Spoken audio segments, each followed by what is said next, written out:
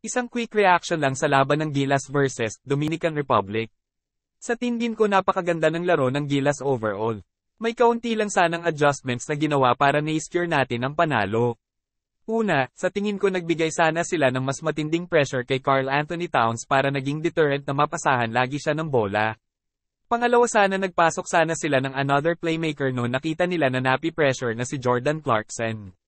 2 beses na offensive foul si Clarkson dahil walang ibang playmaker sa lineup.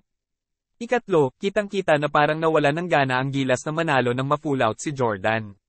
Sana pinasok na ng sabay si Scottie Thompson at CJ Perez para ma-stabilize ang koponan. Napakarami rin nating high post plays na nababasa ng kalaban kalaunan na naguhudyat ng turnovers. Ko rin na hindi na pinasok ni Abondo after ng second quarter. Sana more exposure sa more team effort dahil alam natin may target talaga sa likod si Jordan Clarkson dahil NBA player siya. Kudos kay Abay at Edo para sa napakagandang showing. Kudos din kay Dwight Ramos. Sana mas magaganda pa ang mga laro natin sa susunod. Patuloy pa rin ang aking suporta sa Gilas.